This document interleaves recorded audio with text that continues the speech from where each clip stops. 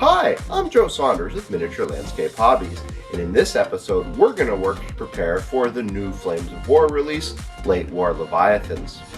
In particular, we're going to prepare a formation of the cool new American heavy tanks.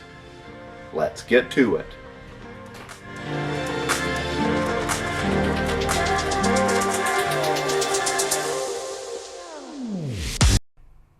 Miniature Landscape Hobbies is proudly supported by these sponsors. Late War Leviathans is about to be released. In case you've been living under a rock, let me explain what this is about. This cool supplement for Flames of War allows you to use some of the experimental prototype and rare vehicles that were being developed late in World War II or immediately afterwards, and use them in your games. Have you always wanted to deploy the mouse? Now is your chance. Or maybe you want to use British Centurions. This is a possibility now too.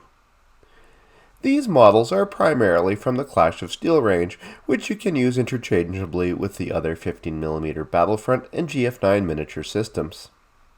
Though many historical purists may want to steer clear of Late War Leviathans, those, like me, who don't mind stretching history a bit, will be quite interested in the sheer mayhem which the new units in the book can cause.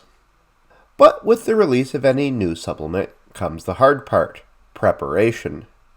You usually have to wait for the release date for your fancy new supplement, and then wait again when you order the models. Lastly, it'll take time to paint them up for your games. This means that you often won't actually be able to enjoy the fancy new rules and units you get until days or weeks after they are released. But Late War Leviathans changes this. You see, the stars of the new supplement, the scary heavy tanks, are already available from the Clash of Steel range. So, if you're prepared, you should be able to go to battle as soon as the new supplement is in your hands. This brings me to the point of this video. Battlefront has sent me a preview copy of Late War Leviathans, so I've been hard at work coming up with review material. And I've also been working to get my American forces ready. Because of this, I thought it might be interesting to take you through my thought process of selecting my units and detail the process for painting them. I hope that this episode will give you some insight into the Late War Leviathans book and serve as a guide or inspiration for you to get your own war machines ready for the launch. Let's get to it. As is typical, to prepare my US Leviathan forces, I spent quite a lot of time comparing the models I have to the unit organization charts in the book. I have 3 T-29s and 4 T-28s at my disposal. These tanks should be enough to put the fear into my Axis opponents, but I need to figure out how to put them in my force in the first place. With so few of these behemoths at my disposal, the force organization options are kind of limited, as I just don't have enough of these tanks to make pure T-28 or T-29 formations. I don't really see this as an issue though, as these tanks are massive point sinks, so huge numbers of them don't make that much sense anyways. After some study, I see T-29s can be added as a platoon choice to M26 Pershing companies. I have 6 regular Pershings now. I can combine these with my T-29s, and now I have a pretty scary formation with the Pershings maneuvering and the T-29s hanging back, pounding the enemy with AT-19 firepower 2+ shots. This isn't a terribly resilient formation, as it only realistically gives me an HQ tank, 1 platoon of Pershings, and 1 platoon of T-29s. But this will have to be good enough to get started. Later on, I'll just have to order some more half-track mortars to fix this. This leaves me with 4 T-28s, not enough to make a formation on their own. Fortunately, these are a black box option, so I'll tack them on as support for my army until I can get more. With the design of the force organization handled, now I need to get down to actually painting the models. After assembling them according to the instructions, I prime them black with a rattle can. I'm doing all of the models I need for the formation at once, so I'm painting 4 T-28s, 3 T-29s, and a single Pershing I had kicking around as a group. Grabbing my US olive drab, I lay down a solid layer over the hulls and turrets.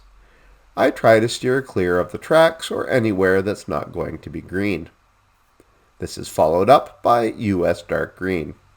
I'm trying to modulate the colors here, spraying lighter colors on the upper surfaces and the hard edges.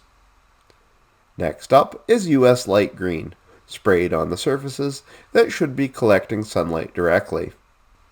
Now I leave everything to dry for a good amount of time to avoid damaging the underlying layers when I start the brushwork. Next comes German yellow, which I apply with a dry brush. Again, I focus on the edges and high points to maximize contrast. The basic colors were looking good, so it's time to apply waterslide transfers. To prevent silvering around the edges of the transfers, I brush a quick layer of gloss varnish down where each of them will go. After soaking the transfers briefly, I can simply slide them off the paper backing and onto the model's surface, and then I let them dry for about half an hour. The large amounts of modulation and dry brushing I've used so far on each model tends to leave a chalky finish on the surface, so I need to remedy this with a unifying layer. My favorite for this is 3 parts MIG Ammo Light Olive Drab to 1 part dark green shader. This is applied over the entire model with an airbrush. I want these tanks to appear well worn, and since any Leviathan is sure to draw the attention of casual viewers, I should do what I can to increase visual interest. Fortunately, we have a surefire method for this: chipping. Using a chunk of packing sponge, I dip it in German yellow, rub off the excess paint, and then use this to apply random dots and scratches to high wear areas on each vehicle hull. Grabbing my AK Interactive paint marker, I begin filling in the center of some of these marks to imply depth to the damage. What color of marker am I using? Well, chipping color, of course. Sticking with the paint markers, I now go to work on the details. The tracks get blocked in, or I guess really colored in, with black. Vision blocks are treated with turquoise, and so forth. After the markers are dry, I use a single dot of white to add a glint to each reflective surface. The models are now looking good, but they're just too clean, and too green. To fix this, some warm tones like rust reds are in order to suggest wear and tear, and to add a complementary color. I start this by taking out my weathering pencils, and I wet the tips. Then I blob them on over the chips and scratches. I also apply them here and there where the rust might accumulate or streak. While the pencil marks are still wet, I use a clean, moist brush to blend the blobs out, using stippling or streaking motions. The rust can now be complemented with dirt and dust. To do this, I dry brush the lower hull and tracks with dark brown, and follow up with a little Iraqi sand. I also stipple and lightly dry brush the sand color here and there over the upper surface to imply settled dust and dirt. I'm about to switch to enamels and mineral spirits, so I go ahead and lay down 2 coats of satin varnish to protect my previous work. Now I moisten the model with a thin coat of mineral spirits and go to work with my black enamel panel liner. Between the slippery surface of the varnish and the mineral spirits to break the surface tension of the enamel, the panel liner runs just where I need it to, into the crevices, cracks, and shadowy areas. Once the enamel is dry, all that's left is to seal the work and reduce the shine on the model with a couple coats of matte varnish. And with this, the project is done. Now I have a new formation of tanks with an added support choice that can hit hard and go toe-to-toe with whatever late war Leviathans my opponent may bring to the game table. Additionally, as far as cool models go, these T-29s and T-28s are both imposing to look at, fun to paint, and are bound to turn some heads. Now the ball is in your court. I invite you to go out and grab these cool new kits and the new book, so you can see just how awesome the new late war Leviathans are.